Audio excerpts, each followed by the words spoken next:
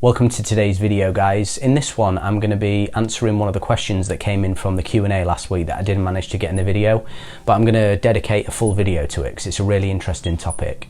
And that question was, why do we do bad habits in the first place? So there's so much information out there about how to tackle these things, which I'm going to do in this video as well, but looking into why we actually do them in the first place gives context about a real solution on how to actually solve them. And I'll say this video is likely to be very different to others you've probably seen on the topic that might suggest something like having a cold shower or, engaging in other self-development practices. But as you'll come to learn if you pay attention to this video, those things are merely temporary solutions and sort of a bit like band-aids. It could be likened to believing you've fixed a broken leg by taking some strong painkillers. And I've done my best to only include the necessary information, but regardless, this video is still going to be quite long because these topics require much more in-depth explanations to tie everything together. So firstly, we're going to be looking at the problem itself, then we're going to be addressing the cause, and finally at the end I'm going to provide a real solution that to me has been the only thing that has really worked to provide real change in my own personality. But I do urge you to really concentrate and watch all of the sections in order and, resist the urge to have the ADHD TikTok mind and skip just to the solution section, because if you do that you'll have no context about why what I suggest is applicable and you'll simply not understand a lot of the other things that I'm going to be speaking about. So there's a massive volume of videos nowadays upon bad habits and addictions. It's like the new buzzword in a sense in the self-development space. But in my experience, we put way too much attention on the what, the substance, the activity or the bad habit, and nowhere near enough attention on the why. So in terms of a simple cause and effect relationship, the bad habit, the activity or addiction that you're doing is never actually the cause, but it's like the effect. It's the thing that comes after as a result of something else. So let's firstly define a bad habit, and we can say it's doing something undesirable or negative, but at the same time not really wanting to do it, or noticing detrimental effects of doing it in other areas of your life. A simple example might be wanting to be healthy and ripped, but you've got a bad habit of eating chocolate cake and midnight snacks. So you might be able to relate to having a really strong desire to move towards something, be that achieve a tangible goal or even adopting certain character traits to be more like your desired version of yourself. Yet there seems to be another side of us that kind of sabotages these efforts, that comes from nowhere, and this is what I would call our dark side. And this can be incredibly frustrating because when you're stuck in a cycle of something like this, despite your best efforts and a whole lot of mental energy, the net result of this constant back and forth is only a tiny amount of progress, if any at all. And a phrase I like to use that kind of encapsulates what it's like to be stuck in this place is like, an unstoppable force meets an immovable object. And what generally tends to be recommended is just to place focus upon the bad habit or the addiction. But those are actually quite arbitrary and really are just ways that your mind has chosen as a kind of preferred way to deal with, or rather escape, feelings of uncomfortability that can take, many, many different forms. And so the bad habit, whatever that is, could be looked at more like a maladaptive response, which is often coupled with a lack of understanding in our society about the true function of our emotions. And that can create a vicious and sometimes deadly cycle. And I think this is really important because a lot of people kind of view their addictive behaviour as something special or unique in some way, which then can give, rise to apathetic feelings like, oh, others can quit this, but not me, my addiction's too strong to overcome. And when I say that, I'm certainly not discounting the severity and danger of various addictions. And I'm not saying having a heroin addiction is the same as scrolling social media when you should be working. But remember, at their base state, before this addiction gains momentum, really these are just misguided responses we've used to stop ourselves feeling uncomfortable. And underneath these various addictions we adopt are only really a few core emotional drivers. Usually it's things that are low up on the emotional scale, like unworthiness, guilt and shame, that we've come to inadvertently adopt as part of our self-image. So where does this come from then, and why do we even have these feelings in the first place? Well,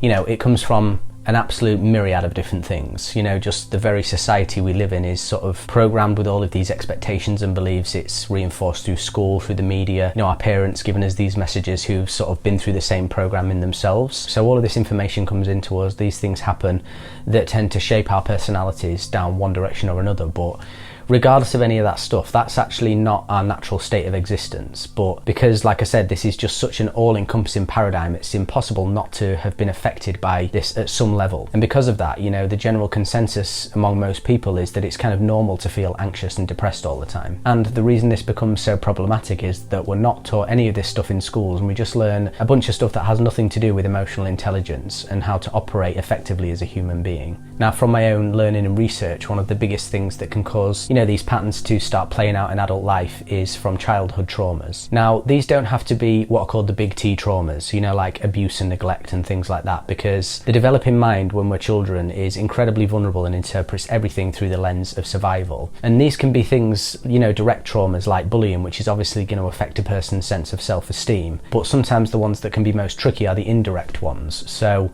it could be something like your parents might have been late to pick you up from school, and although that wasn't something that was done in malice and they probably had a very good reason for it, your mind may have interpreted at that time as being that you were abandoned. But then as you grow into being an adult, you might form a relationship with somebody you really care about, then all of a sudden you're hit with a wave of anxiety when they don't text you back straight away. And the reason these sort of indirect things are more tricky is because if you're, as an adult trying to think back to your childhood and, work out what might be causing suffering now, there isn't anything that's immediately apparent. You might only be able to recall happy childhood memories, but we need to understand that at the time these traumas happen, and the reason they're repressed is because, like I mentioned earlier, that developing mind has no way to cope and doesn't know how to deal with them. So this is actually kind of like a survival strategy the mind uses to keep you from being completely overwhelmed. But as we know, this can become a very deep-rooted problem with consequences in later life. The definition of trauma is when we experience very stressful, frightening or distressing events that are difficult to cope with or out of our control. So these opinions and beliefs that we form about ourselves as a result of this kind of thing initially may have been just caused by one or a series of events that we're not consciously aware of nowadays, but because we repress them, they go outside of our conscious awareness and then become solidified as part of our self-image as an adult. Where this becomes an issue though is that these don't actually go away, and these repressed emotions can become stored within the body, as strange as that sounds, and can manifest as symptoms like, aching and tension in various areas of the body, or emotional ones like, a sense of heightened anxiety and fear when there's no real threat in your environment. But as I touched on earlier, being afflicted with these low vibrational emotions, we'll call them, isn't our natural state, which is why they always keep coming back up. One of the laws of physics is that energy is constantly in motion, and so it doesn't just stay stagnant and is constantly seeking expression. So if you imagine a beach ball in a body of water, the natural state of that ball is to float up on the surface, and when we attempt to repress these negative feelings within us, it's like pushing the ball under the surface. But because it's not the natural state for that ball, you have to constantly hold it there, and it requires effort. And this is exactly what's happening when we attempt to use a coping mechanism to numb ourselves when these uncomfortable feelings attempt to make themselves known. We're having to constantly exert effort to hold them at bay. At some point when you weren't feeling very good, you might have used a substance or behaviour to relieve that feeling, essentially distracting yourself from it. And once you did this, you formed a neural pathway in your brain that X behaviour relieves Y feeling. And the more and more you did this, the more ingrained that pathway became, to the point where it became completely unconscious, or more like your natural reaction to that uncomfortable feeling. And people who are suffering from long-standing and serious addictions are essentially those who have an incredibly solidified neural pathway to the point where it feels like it's not even them choosing to actually enact the behaviour anymore, almost as if they're possessed by a force that is controlling them. And there's just a massive amount of problems with these bad habits, and one is that they make us feel guilty and ashamed, and like you can't trust your own body anymore. But more insidiously than that is when we're enacting a bad habit, we're actually keeping that energy that is causing them out of our conscious awareness, and so it just continues to wreak more and more havoc. Now, the coping mechanism itself isn't really that important, and each of us will individually gravitate to different ways of dealing with things. What's important to understand is that there are these certain habits that are obviously bad, like a drug addiction or becoming an alcoholic or something like that. But I think a level up from that, which is worth noting, is that some coping mechanisms can take the form of things that are positive and celebrated in society, like the relentless pursuit of achievement, for example. And on that note, I think there's actually a lot to be learned from addicted and suicidal celebrities, because these are actually people who did achieve everything they thought they ever wanted, only to realise it didn't change anything about how they actually felt. Remember before how I said that the mere presence of having a coping mechanism in place means that original negative energy doesn't get a chance to be expressed, and therefore is kept underground and pulling the strings of the person suffering with it. And this is important in this example because when you're not yet where you want to be, there's always the promise of more. And many people, including myself, can fall victim to thinking, I'm not there yet, I'm not where I want to be, once I get to X, then I'll be happy. And it's always this carrot on a stick that keeps you kind of on this hamster wheel, but more important, keeps the original negative feelings hidden. Again, as a disclaimer, I feel I always have to put in these videos, I'm not saying don't do those things, there's always nuance to them. But like everything I say here, understand the why of why you're doing something. Don't just blindly act on something even if it does seem positive. So what is the solution to this then? Well, we have to redefine the seeming opposing nature of these emotions we experience, in which we label some good and some bad. That doesn't mean some aren't unpleasant in nature, but any emotions we experience are actually a guidance system we have built within us to inform us where we're placing our attention at any given time. As we've covered already, at their base state, emotions are simply patterns of energy, but we give meaning and preference to them by attaching thoughts, definitions, and interpretations to them. It's said that anxiety and excitement are relatively the same feeling within the body, but the thoughts we attach to them make us interpret them entirely differently, and we label one as positive and one as negative. So this change in how we view our emotions is a crucial first step, because if you don't do this and think that certain unpleasant feelings are bad and judge them that way, then you're going to continue to seek methods of escaping them. And you need to be aware that this takes a good deal of time and rewiring, because we've never been taught any of this stuff, and the first reaction is always to escape and run, using, whatever preferred method that you choose. And when I say run, I don't mean literally run. In society, this takes on, a multitude of different forms. Things on the surface that seem trivial always have a deeper layer and more to know. An argument over being offended by what somebody says is always because person A feels a threat to their sense of self because of something person B said. Interpreted through the lens of what we've spoken about in this video, what person B said caused a feeling of insecurity within person A, and because they haven't learned emotional intelligence, they're triggered and react. And the result of this is that insecure feeling goes back underground. Then it lies dormant once again, waiting for the next time to wake up and become triggered into action.